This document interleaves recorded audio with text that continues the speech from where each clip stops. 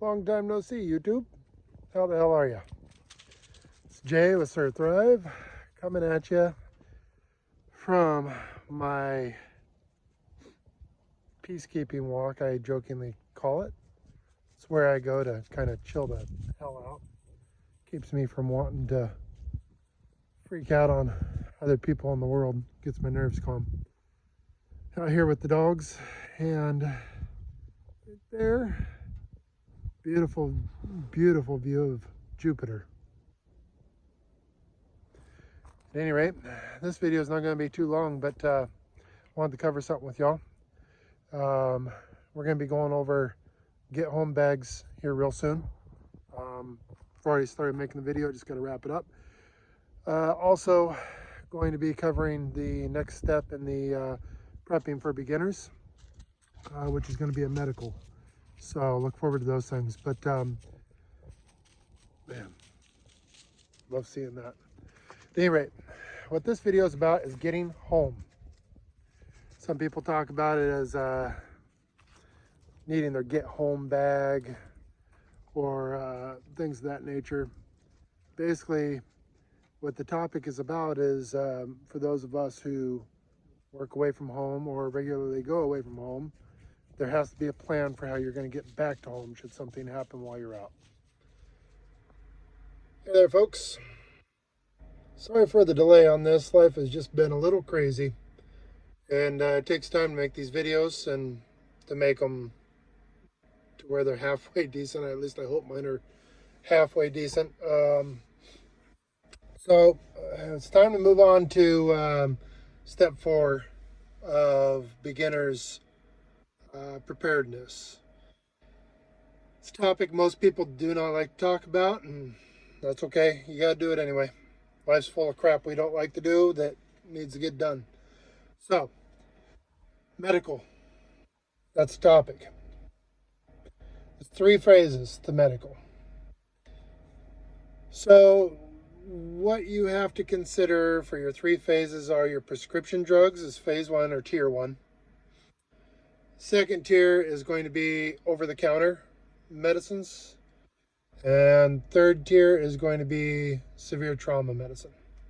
So, I'm going to try to make this video as short and tightly packaged as I can. If you're insulin dependent or somebody in your group is, part of that tier 1 is making sure you have power and refrigeration to keep insulin, keep it safe for long enough to weather a severe event. But that's probably one of the more severe medications.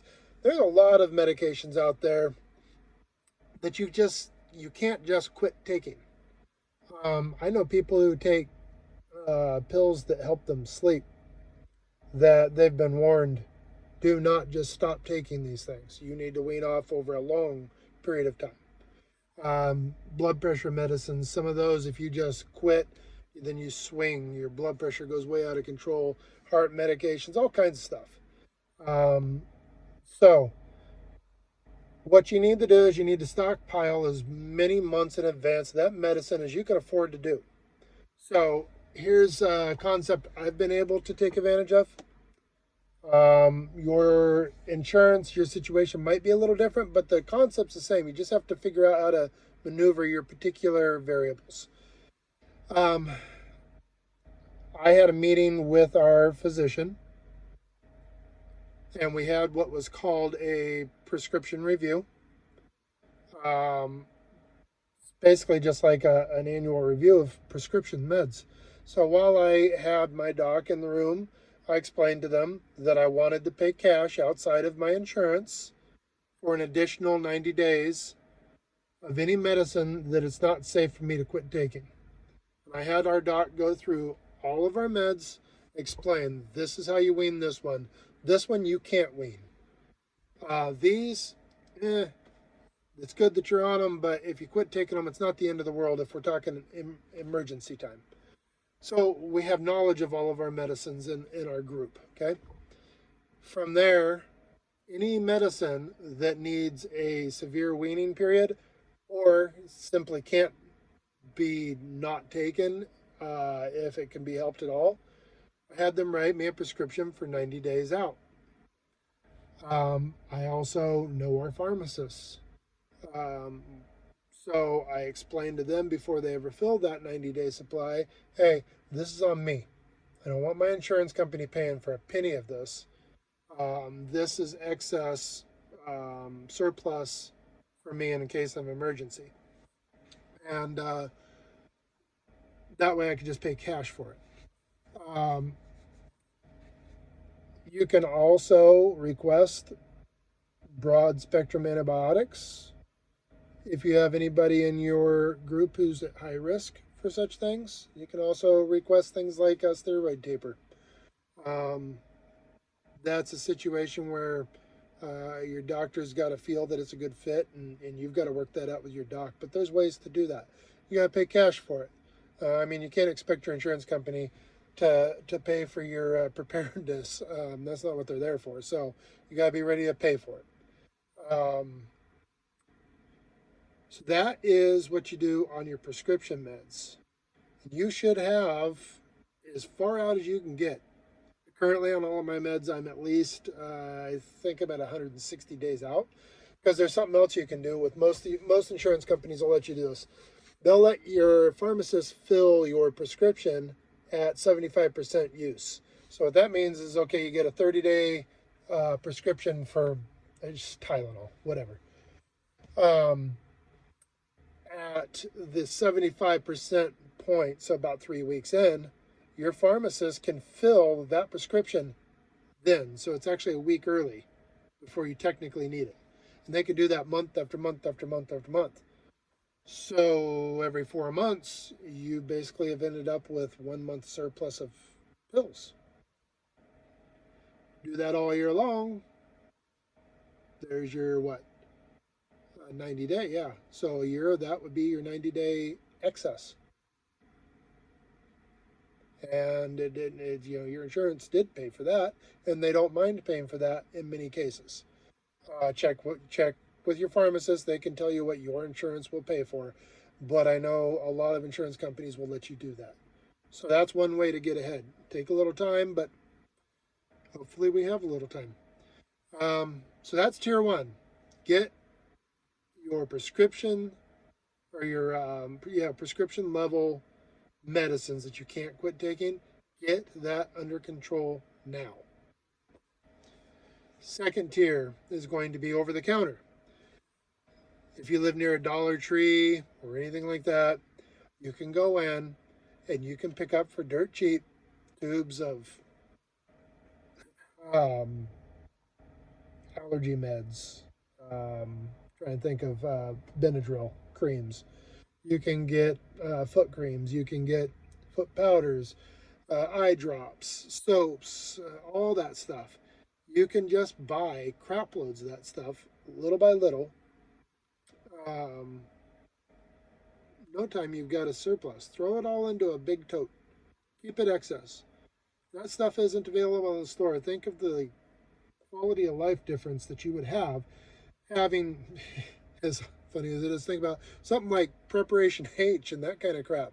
Tylenol, ibuprofen, bottles of alcohol, bottles of, in the brown jug, um, hydrogen peroxide, all that stuff. Um, I I found a sale on insoles for shoes, like Dr. Scholl's type insoles for shoes. They were $1 a pair for some reason. I bought like $10 worth. What was I going to spend that $10 on otherwise? Now on my medical bucket, if we ever get in a crappy place in life, people's shoes are getting worn pretty thin on the bottom. Throw some insoles in there to keep people from messing up their feet. Athlete's foot medication, baby powder, lotions, sunscreens, all that stuff. You can pick that up so cheap still, even with the screwed up inflation we've got. Just start giving up one of your Starbucks frou-frou latte things a week, and that'll buy you 7 tubes of this and that you could put in your stores. No time you'll have lots. It adds up quick.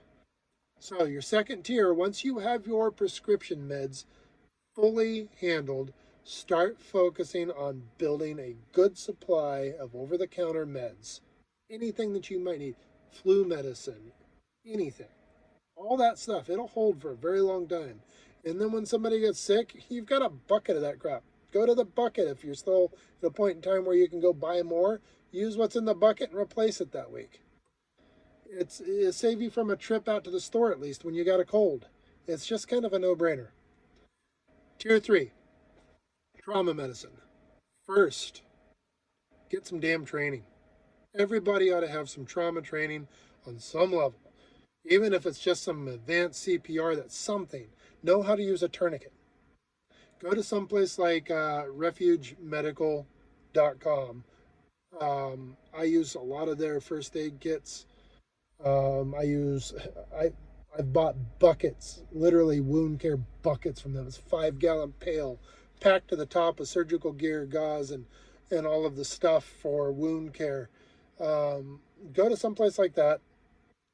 They're HSA approved, so you can use your HSA money to buy the stuff and have some basic trauma medicine on hand. Okay, I know sometimes we're talking about extreme situations on this channel, but come on. If you're in your house and there's an earthquake or a tornado or something of that nature that pretty much any of us anywhere in the country could experience at any time, and your house kind of falls apart on top of you a little bit, cuts open your leg in a way where if you don't get that bleeding stopped, you're screwed. There's no hospitals. There's nobody coming because the emergency just happened. You should at least know how to put a damn tourniquet on yourself to save your own life, if for no other reason. Tourniquets are cheap. You can buy get real good tourniquets. Soft tees are okay. They are certified. I personally like the Cat 7s, are the only ones I buy. Anything other than those two, they're not tested and you can't trust your life to them, in my opinion. It's just my opinion.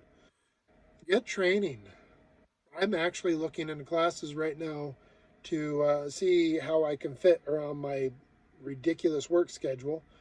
I'm enrolled in MIT analytics courses right now, and I drive truck about 70 hours a week, 65, 70 hours a week.